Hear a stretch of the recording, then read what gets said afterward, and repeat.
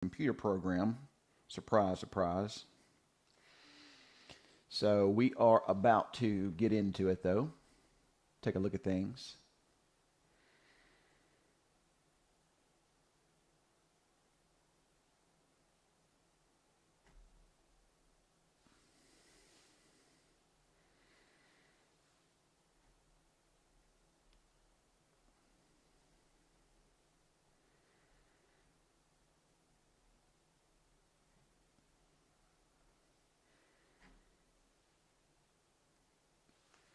All right, I'm not sure how many people are watching at this moment, but we are going to go ahead and get started here with everything.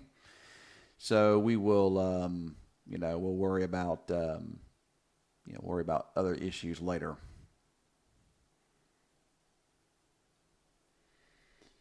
So I hope everybody's having a good morning. And so far, no big issues over us, which we didn't expect many issues early on. But it's getting closer to the noon hour now, and we'll get into the afternoon, and then we got to start worrying about stuff beyond that.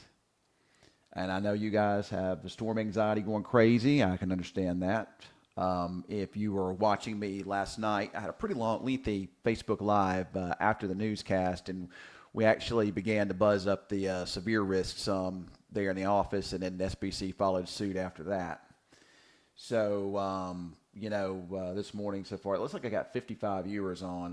Yeah, it's just a very low number for this. We really want those numbers to pop up. So hopefully we get more people watching because we got some serious weather on tap today, and we need as many people on here as possible here. So there we go. The number has popped up to now 126. So that's good. We want to see all of that. So, and I'll try to do my best to answer your questions, and then I'm gonna probably have to go get a shower here in a minute and get ready for the day because it's gonna be busy this afternoon.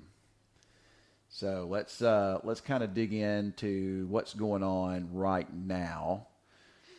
If we take a look. So as of right now, and this is kind of an early start, we usually don't see severe storms. Well, we don't usually see tornadic thunderstorms early in the day like this. And of course, this is not over us. But there's already been some tornado warnings up in parts of Oklahoma early. And that kind of shows you what the atmosphere looks like. And I looked at what's called a sounding out of Oklahoma City this morning, and it already looks loaded. So that is something that we'll need to keep an eye on. So these storms that are out west is kind of forming on a lead wave. They're kind of a little bit of a linear look to them, but sometimes when supercells develop, they kind of look that way. We'll monitor these storms because my thought process is that as we get into the afternoon, these storms could potentially, as they move a little further east, could develop more. And these could become potentially some pretty significant storms up there in the central Oklahoma, especially southern and central Oklahoma. We've also got some storms trying to pop up near Vernon. There is a tornado watch in effect for southwest Oklahoma and northwest Texas here this morning already. We'll watch these storms. They're not quite to severe limits just yet, but we'll watch them and see, especially if these storms move northward, they could increase some, become supercells as we get into the early afternoon. We got some storms. We start raining here in Vernon soon. These will probably grow a little bit more as they move northward, perhaps up towards Frederick and into southern parts of Oklahoma. And then I would expect these storms, again, to continue to move eastward and increase throughout the afternoon as they move over into our area. The only thing that I can see that prevents this from being a high risk from the Storm Prediction Center is the amount of storms that are out there today. There's going to be, it's just not like your classic severe weather outbreak scenario for us where you see storms popping up along the dry line only. There's going to be storms all over the place. And with the magnitude of the atmosphere, any of those storms would have the potential to produce multiple rounds of severe storms. Like I say, I did put a little bit of a higher risk area over us last night. That was drawn specifically from me, though. And I'm still standing by what I said last night. Now, I really haven't looked at a lot of model data this morning, honestly. I really haven't. So you're going to get an opportunity to look at the model data with me here. So you're going to get to hear me do my forecast here live. You'll get to hear me talk about, my brain, what's going on through my brain and what I think. So as of right now, nothing has changed from my thought process from last night. Everything is still the same. I hadn't changed anything at all. And like I said, we got the from the Storm Prediction Center. They did go with the level 4 moderate. Remember last night again, we did that before the newscast. So that's not anything that's out of the ordinary here. So like the numbers are popping up here. All right, so without further ado, let's start looking at some weather data. So let me pull it up in my browser, and then I'll pull it up here, and you guys can take a look at it. So first thing I'm going to do is, this is a kind of a morning ritual this time of the year, is we're going to look at the Storm Prediction Center. And like I say, I do not base my forecast solely upon what the SPC says, but I do at least use it for guidance. So this is what we have as of right now with the Storm Prediction Center's outlook. We're going to look first. This is a, oh, what the heck was wrong with that there? This is a tornado watch that's in effect. Well, I'm not sure why that's not. Let me delete that off and put it back on here. So give me a second. We're trying to do stuff here on the fly. So give me a second. I'm going to put this back on. I'll show you where this tornado watch is. So if you look here, there's your tornado watch. It covers pretty much, northwestern parts of Texas and all of western Oklahoma in that tornado watch here this morning. Okay. So that's where the tornado watch is. But that's not I'm telling you, the morning stuff's not the stuff I'm worried about. It's the afternoon stuff that we have to be more concerned with. And then here is your Storm Prediction Center, what's called convective outlook. And you can see the dark red there. That dark red there area suggests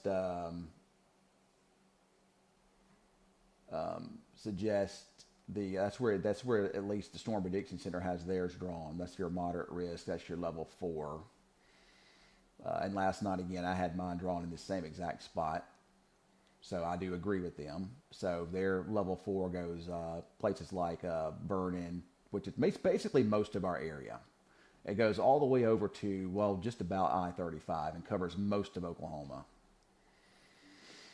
So, and if you look at their categorical risk, their biggest risk would be hail, wind, and then tornadoes are pretty much high there as well. So those are the things that that we're looking at there. All right, so that's the Storm Prediction Center. Let's see if there's any mesoscale discussions here about potential watches.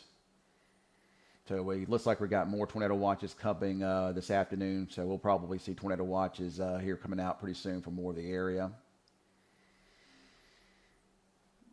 All right, now let's get into the details here.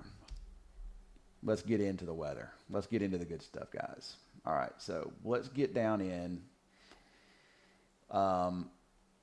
Since this is the day of, I usually go with what's called mesoscale models. I really don't do the global computer models. I do mostly mesoscale type stuff, but we're going to do here. We're going to do a little bit of everything here, so you guys can have a chance to hear every thought in my head here. Because, like I say, a lot of people are scared today, and I want to educate, and I want to make sure we're all on the same page here. So, this is the NAM computer model. Now, I'm not a big NAM guy. It normally, it can just be off sometimes, okay? But it does do good with certain situations. And it seems like when we're in these situations, it does a good job with putting down where your dry line's located. It usually does a good job with like parameters, like severe weather parameters. So if we take a look here, there's your dry line this morning. And as we go on throughout the day, I mean, it really doesn't even advance much. But look at those dew points. And what a dew point temperature is water vapor. That's basically it's water that's been vaporized. And that goes into the process of feeding thunderstorms. And look at those numbers, folks. Those dew point temperatures this afternoon are running in the low 70s. I mean, you don't see 70-degree dew points here but just a few times a year. And when you see them, it would be May into early June. So those are some really high dew point numbers, and that's another reason why the cap is not as much of an issue today. And the storms have more to feed on. Even into tonight, the dew point numbers stay high until late, and that's when the line forms. I still think we see a multi-wave type thunderstorm event with supercells this afternoon, transitioning to more of a squall line tonight. But even in the squall line, we could still see a chance for tornadoes. So, all right, so here's where we got, this is significant tornado parameter. And what that is, it just shows an atmosphere that would be favorable for tornadoes to develop with supercells that would interact with it. And if you take a look here, this would be, as we get into the early afternoon, this is not uncommon. A lot of times early in the morning, you'll see the winds ramp up early in the lower parts of the atmosphere, and it increases the shear in the lower parts. So early in the morning, you can get really high tornado values, but usually the storms aren't surface-based, so you don't worry about it too much. But today it's different. There's a lot of that moisture out there, so the atmosphere is behaving differently today. So even this morning, the SIG TOR values are pretty high over that way. So if we continue to advance this, look at how that develops eastward into the afternoon. Here we are at about 3, 4 o'clock, and SIG TOR values are going up over most of central and western Oklahoma, down into North Texas, and then you get this afternoon and early this evening, and it really goes nuts. And again, this is based on the NAM. It usually does a pretty good job with these numbers here too. So that would be SIG TORs off the NAM model. Let's see what it does with precipitation. And this doesn't really have a real good, what we call convective allowing model. So it does show those storms this morning. It shows those storms moving eastward and mostly kind of shifting up there into southern Oklahoma and central Oklahoma. And then it has supercells developing down our way late this afternoon and this evening, and then that line tonight. That actually is a pretty good forecast there, I think.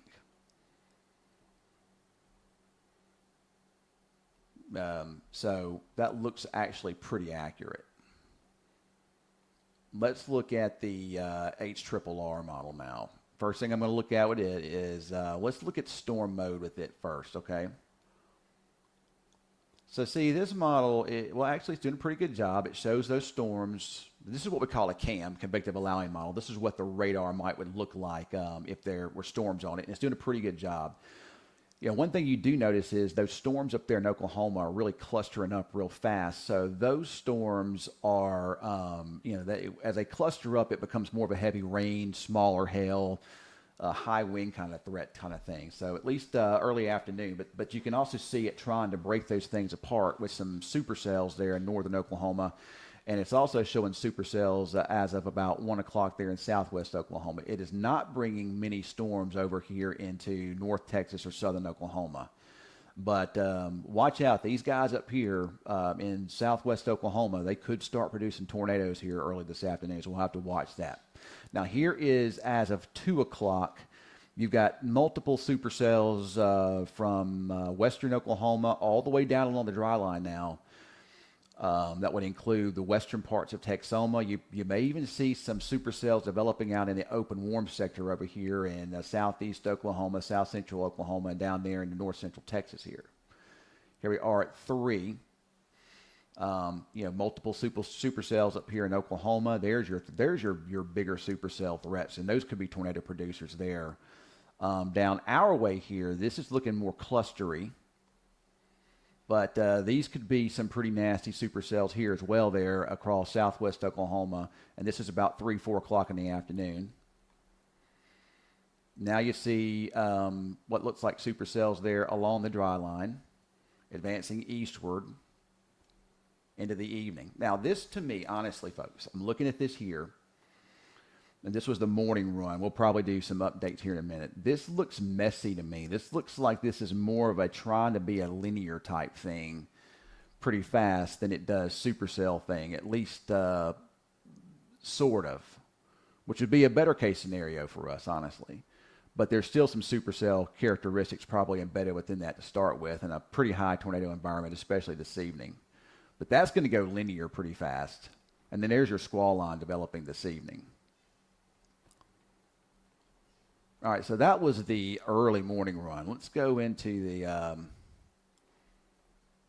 the latest run here, see if it's agreeing with all this. There's a supercell. Look at those supercells. Those are some pretty nasty supercells. So northwest Texas here, and I'm talking about burn-in over towards Quantico. Those could be some pretty gnarly supercells there. Could be HP high precipitation ones though. They're around 3, 4 o'clock in the afternoon. So we may have to start buzzing this area out west here. And look at those supercells there, perhaps northwest Texas there, northwest Wichita County. And then you get supercells into the evening there too.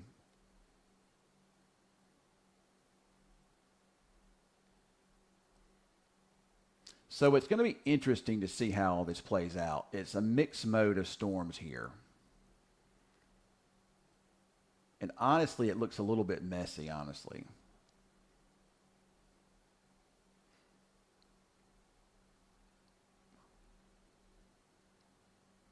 So it looks like to me, just based upon what I'm seeing here,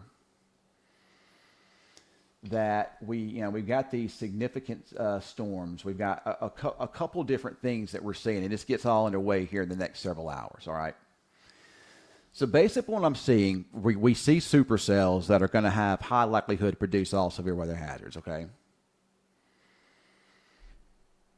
And in addition to that, we also see these messier modes where we see storm interactions and lines of storms, okay?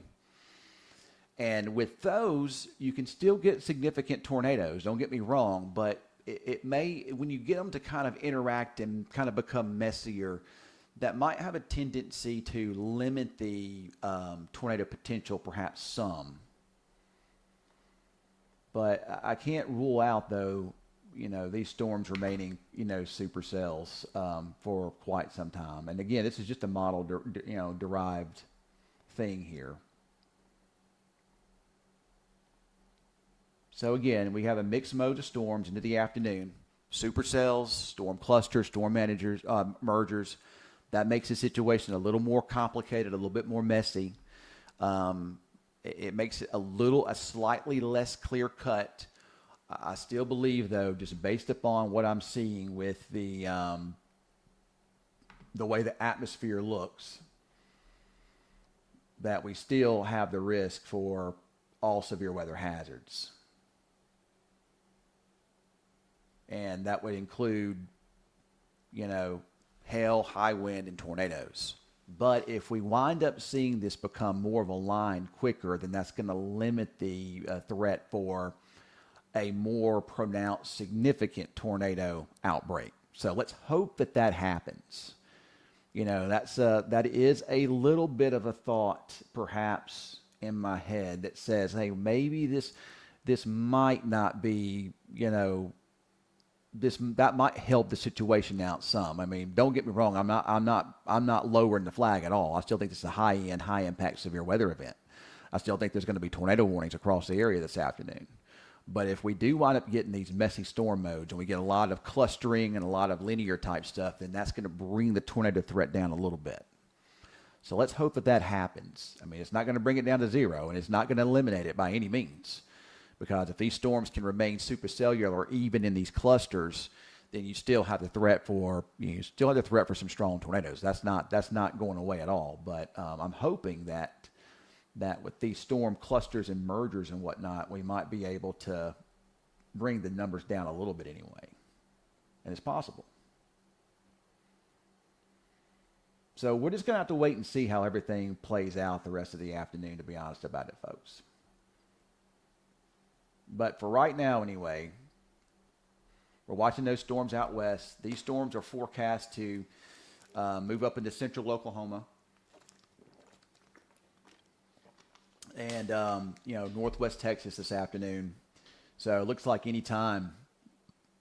I mean, there could be a lull in the activity some down in northwest Texas this afternoon, but I believe that any time as we get into this afternoon and evening, there's going to be a threat for, pretty significant severe weather. All hazards still remain possible.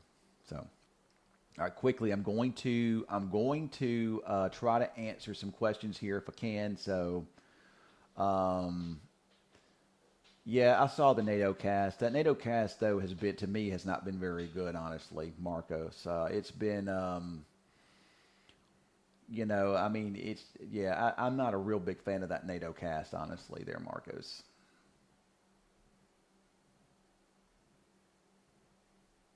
Yeah, and the casino area is not a safe spot today, Justice.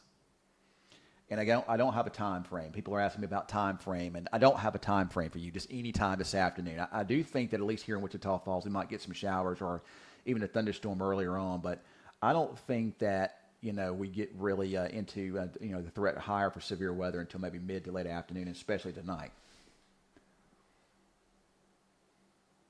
Looks rough and stormy, Corey.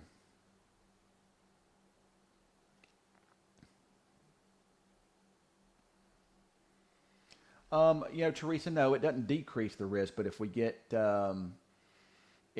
wind up getting, like I say, more of a cluster, more of a messy, like a more of a larger area of rain and storms, and we get this line that develops quicker, and we see less supercells, then that brings the risk down some. But don't bring it to zero. I mean, you still can get tornadoes within the line. They're called QLCS tornadoes. They're usually weaker though.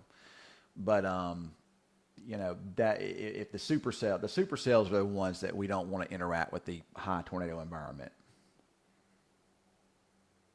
So let's hope that this goes messy and linear fast.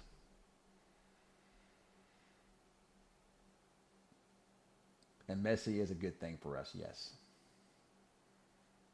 So, all right, well, here's my plan. I'm about to go and get a shower, and this freaking rash will not go away. I'm on all these steroids, and I still have this freaking rash all over me. You would think a food allergy would be gone by now, but I'm still suffering. And I am scratchy, scratchy, scratchy. So what I'm going to do is I am going to go and get a shower and try to put some cream on myself, try to feel a little bit better, eat a little bite, and I'm headed to the station. So I'll be there all day and all night probably. We're fully staffed. Cameron's about to come in. He's going to be out in the tracker. And then Jaden will be in with me this afternoon too. We got production coming in. We got everybody. Everybody's on ready to roll here today. This is we got a good plan in place. We got a great crew in place at the station. Really blessed to have this crew here. Got a good leader in Samantha Forrester to really help put all this stuff together. And we're ready to roll. We're ready to keep you safe. Let's hope that this thing doesn't get that bad. Let's hope that this thing is, just some good severe thunderstorm warnings, a couple tornado warnings, and nothing that touches down. Let's hope it's just the bark is a lot worse than its bite. But we want to be prepared for that bite, and that's why we're sounding the alarm a little bit. So, all right, guys, be weather alert today. Don't cancel your plans. If you have plans, just be ready to take action and have ways to stay alert. First Alert 6 weather app. Turn those notifications on. I will be sending those out. You will get those. We will be broadcasting on all platforms today as needed. So, all right. Have a good day. Be prepared, not scared. I'm not trying to scare you. There's no reason to be scared. Even in the worst case scenario, the chances of you being impacted by a tornado, very, very slim. I think Walton's a good spot there, Jedi 0524. Well, good spot